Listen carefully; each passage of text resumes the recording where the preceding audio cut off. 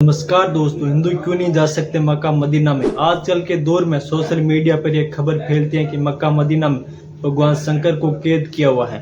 लोगों का यह सवाल है, अगर ऐसा नहीं है तो फिर क्यों यहाँ इतने ज़्यादा मुसलमानों की भीड़ उमड़ती है, लेकिन एक भी हिंदू देखने को नहीं मिलता। आखिर सच्चाई क्या है? मक्का मदीना में क्यों यहाँ एक हिंदू को देखकर उसे बाद से ही रवाना कर दिया जाता है? दोस्तों, आज मैं आपको मक्का मदीना और भगवान शंकर के बीच क्या कनेक्शन है उसके बारे में बात करेंगे। क्या यह बात सच है या इसके पीछे कोई और राज छिपा है? आप काफी लंबे समय से इस न्यूज को सुनते आ रहे होंगे। मुस्लिम जिस काबा को अपने सबसे पवित्र जगह मानते हैं उसके अंदर शिवलिंग छुपा हुआ है, और तो और मुस्लिम जिस जगह शैतान को पत्थर मारते हैं उसके अंदर भगवान शंकर कैद है, जिससे सऊदी अरब ने वहाँ कैद करके रखा है। इन्हें लगता है कि अगर कोई हिंदू वहाँ जाकर इन पर पानी डालेगा तो भगवान आज़ाद हो जाएंगे। यही वजह है कि मक्का मदीना में हिंदू को नहीं जाने दिया जाता है। अब इस दावे में कितनी सच्चाई है यह मैं आपको बताऊंगा, पर इससे पहले ये जानना जरूरी है कि मक्का मदीना मुस्लिमों के लिए कितना ज़्यादा खास है। सऊदी अरब एक पूरा इस्लामिक देश है। यहाँ पर इस्लाम धर्म को मान्यता दी जाती है। पेट्रोलियम यहाँ बहुत ज़्यादा मात्रा में पाया जाता है, इसलिए दुनिया भर के विकसित देशों में एक है। सऊदी अरब की राजधानी रियाद है और यहाँ की करेंसी है रियाल, लेकिन यहाँ की राजधानी से भी ज़्यादा प्रसिद्ध है दो शहर, एक है मक्का और दूसरा है मदीना। यह दोनों इसमें केवल सऊदी अरब में रहने वाले मुस्लिमों के ही नहीं, पूरी दुनिया में रह रहे मुसलमानों के लिए भी बहुत ज़्यादा खास है। इसकी सबसे बड़ी वजह यह है कि यहाँ हर साल लाखों की संख्या में मुस्लिम आते हैं। यह मुसलमानों के लिए तीर्थ स्थल की तरह है। हिंदुओं में यह मान्यता है कि 4 धाम यात्रा कर ले तो इंसान के सारे पाप और दुख दर्द मिट जाते हैं।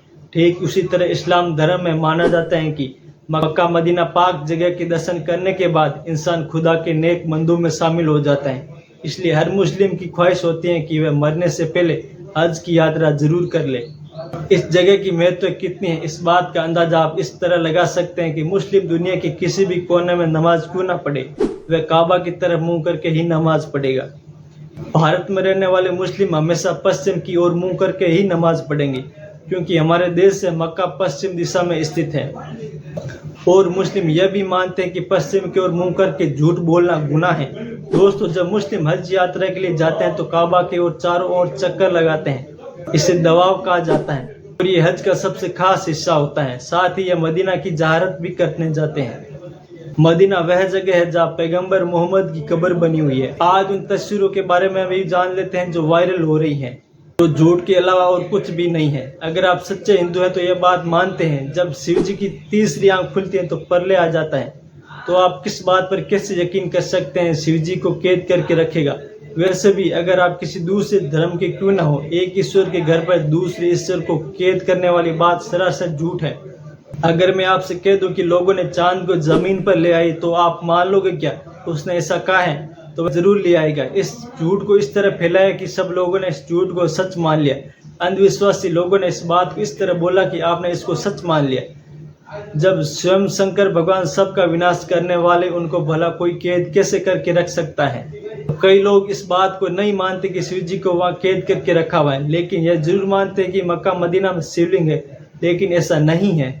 जब मुसलमान हज यात्रा के लिए जाते हैं तो मक्का के पास स्थित एक इमारत में शैतान को पत्थर मारने की रस्म के साथ ही हज यात्रा पूरी होती है।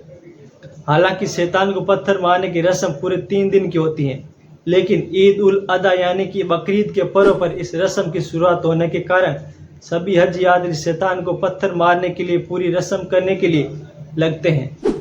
हज की यात्रा पर आए लोग 30 दिन यहाँ मौजूद इन 3 बड़े खंभों को शैतान समझकर इन पर पत्थर मारते हैं, और इस रस्म को पूरी करने के साथ ही हज यात्रा भी पूरी मानी जाती है। हिंदुओं का यह कहना है कि ये खंभे शिवलिंग है, इनके नीचे शिवलिंग स्थापित की गई है, पर दोस्तों ऐसा बिल्कुल नहीं है कि इसका सच कुछ और ही है। जब अल्लाह ने हजरत इब्राहिम से कुर्बानी में उनकी सबसे पसंदीदा चीज़ मांगी तो हजरत इब्राहिम के लिए उनकी इकलौती औलाद से ज़्यादा पसंद और क्या हो सकती थी, क्योंकि इनकी औलाद काफ़ी बुढ़ापे में पैदा हुई थी। हजरत इब्राहिम इनसे प्यार भी बहुत करते थे, लेकिन जब अल्लाह का हुक्म था तो मानना पड़ेगा। इसलिए हजरत इब्राहिम ने अपने बेटे की कुर्बानी देने का फैसला किया।